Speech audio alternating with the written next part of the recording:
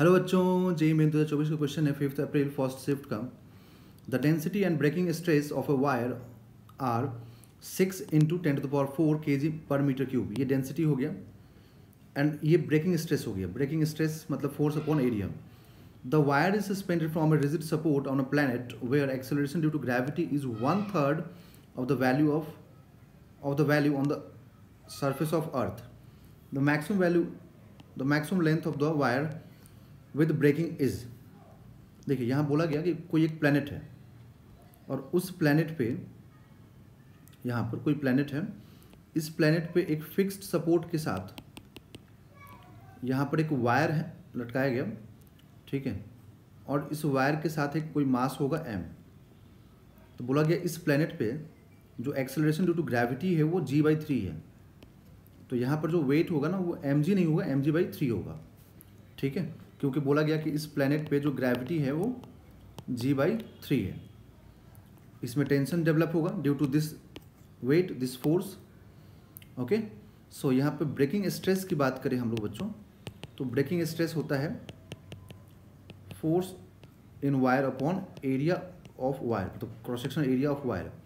ये जो वायर है ना कुछ इस टाइप का होगा, ठीक है, तो इसका जो क्रॉस सेक्शनल एरिया ये वाला, ये है ना। तो यहाँ पर हम लिखेंगे ब्रेकिंग स्ट्रेस कितना दिया हुआ देख लीजिए, 2 इंटू 10⁻, नहीं 2 नहीं है, 1.2 है, तो 1.2 इंटू 10⁸ और ये मास इंटू फोर्स, मतलब फोर्स यहाँ पर दिया हुआ इंटू एरिया। ओके, अब देखिए मास को हम लोग क्या लिखेंगे, तो ये लेंथ है ना, पूरा वायर है मतलब, तो मास को लिखोगे आप वॉल्यूम इंटू डेंसिटी, ठीक है। वॉल्यूम क्या लिखोगे, length into area into density. Okay, तो ये पूरा मास मालूम हो गया आपको। अब इस मास को उठाइए और यहाँ पर रख दीजिए, तो length into area into density into g upon 3 into area. तो एरिया से एरिया कैंसिल हो जाएगा। अब जब एरिया से एरिया कैंसिल हो गया, ठीक है, तो 1.2 इंटू 10⁸ ये रहेगा रिमेनिंग लेंथ।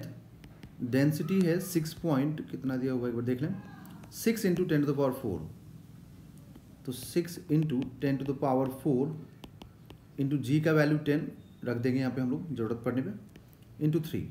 इसको हम कैंसिल कर सकते हैं 0.2 से, ये 10⁴ इससे 10⁸ से कुछ कैंसिल होगा, एक जी भी मतलब जी का वैल्यू 10 होता है अप्रॉक्स में, तो कैंसिल हो जाएगा।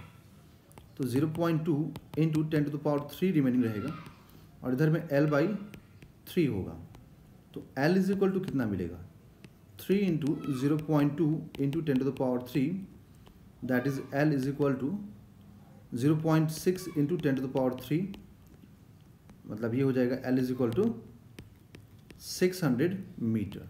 तो ये जो पूरा वायर है ना, इस पूरे वायर का लेंथ कितना मालूम हुआ अपने को, 600 मीटर। तो इसका आंसर होगा यहाँ पर 600 मीटर।